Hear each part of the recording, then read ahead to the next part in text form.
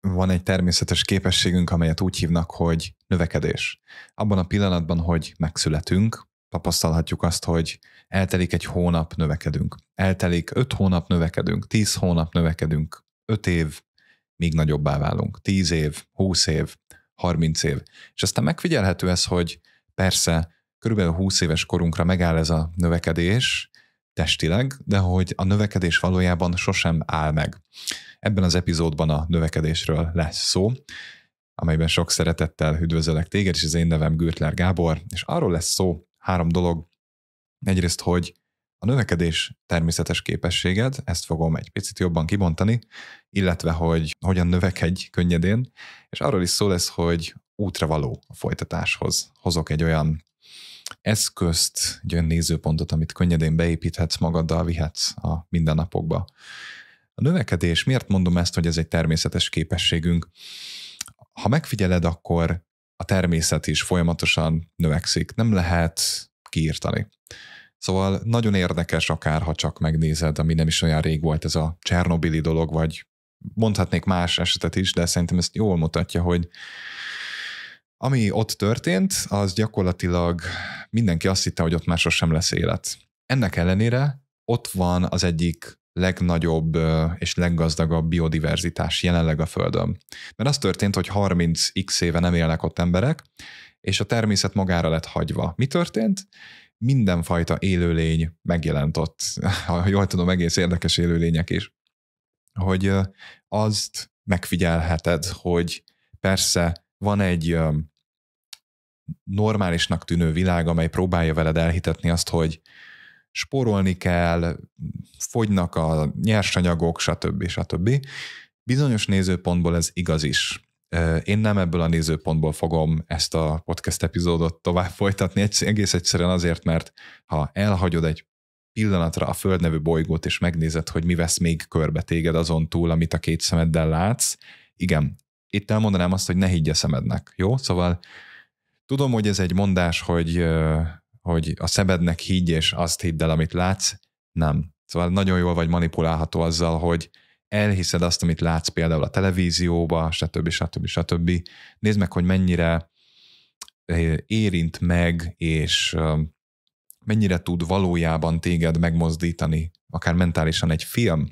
Megnézel egy filmet, és utána akár beépíted az életedbe, hogy akkor ez a világ így működik, vagy úgy működik, nem.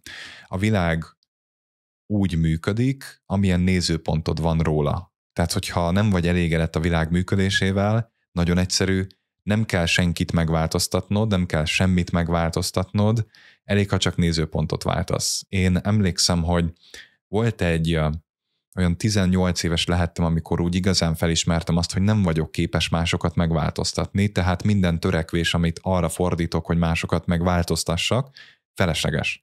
Aki változni szeretne, az úgy is jön, és akkor változunk együtt, aki meg nem, őszintén nem érdekel, akkor kezdjen az életével azt, amit szeretne. És igenis, ha körbenézel, az emberek többsége nem szeretne változni.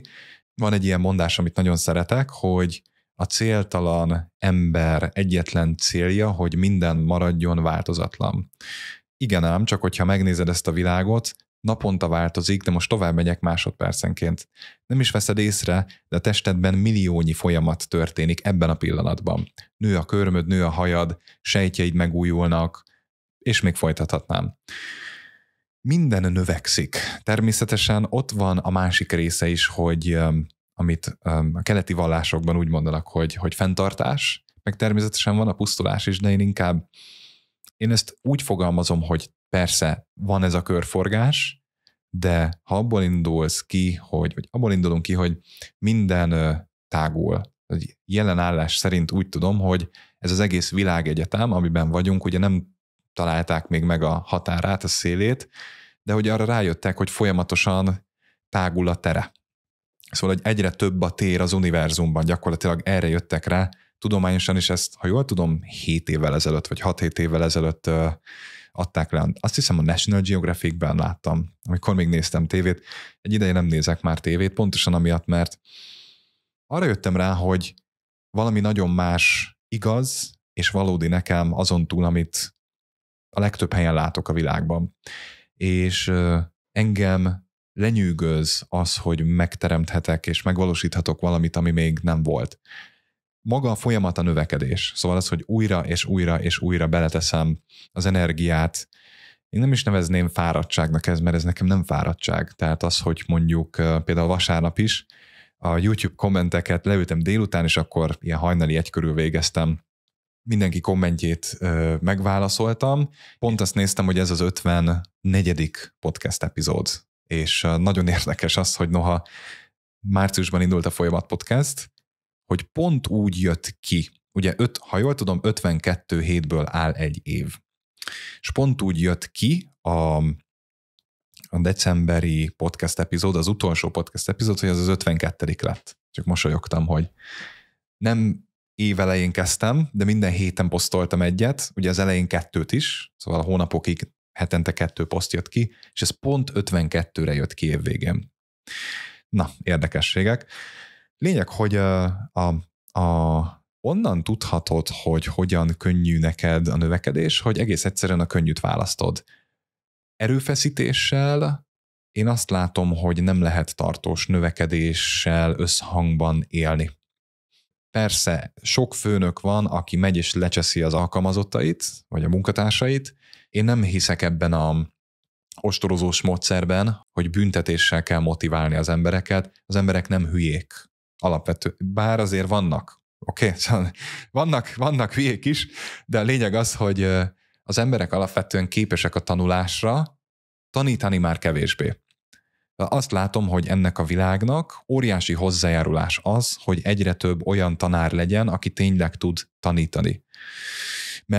Mert mindannyian képesek vagyunk tanulni, és ami még egy izgalmas dolog lehet, hogy megtanulni, hogy hogyan tudunk akár hatékonyabban tanulni, megfelelő módon kiválasztani az információt. Nekem van egy barátom például, és néha szoktunk találkozni, beszélgetni, és rajta látom azt, hogy például ő az üzletben elképesztő hatékonyan képes például egy idegen területen, ha valami újat építenek be a cégbe, nagyon gyorsan a legjobb információt képes beépíteni, a legjobb eszközt képes beépíteni. Nagyon jók a szűrői, és ez nem a véletlen műve, hogy az van, az egész személyiségedet ráállíthatod arra, ugyanúgy, ahogy a testedet ráállíthatod arra, hogy a könnyűt fogadja be, és a könnyedségben benne van a növekedés.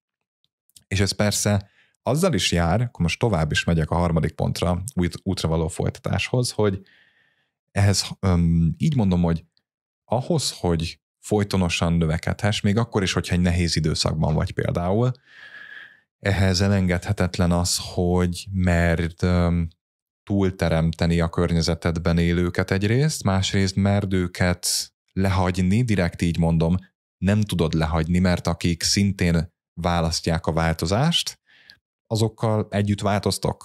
Szóval nem maradtok ugyanott, mind a ketten utaztok, mint ahogy mindannyian itt vagyunk átutazóban a Föld nevű bolygón, viszont hajlandónak kell lenned arra, hogy lehagy másokat. És lehet, hogy nekik ez elsőre nem fog jól esni, de aztán ott van nekik a választás lehetősége arra, hogy ők is összeszedik magukat, és akkor végre beállnak az életükbe, vagy nem. Mert én azt látom, hogy mindenkinek, és minden embernek, és az egész világnak az egy hatalmas érték tud lenni, amikor a növekedéssel összhangban létezel. Nos, hát bízom benne, hogy adott ez a podcast epizód neked, ha igen, valami értékes, akkor hagyj itt egy lájkot, nyugodtan oszd meg egy kommentet, oszd meg valakivel, akinek érdemes hallania, és találkozunk a következő epizódban.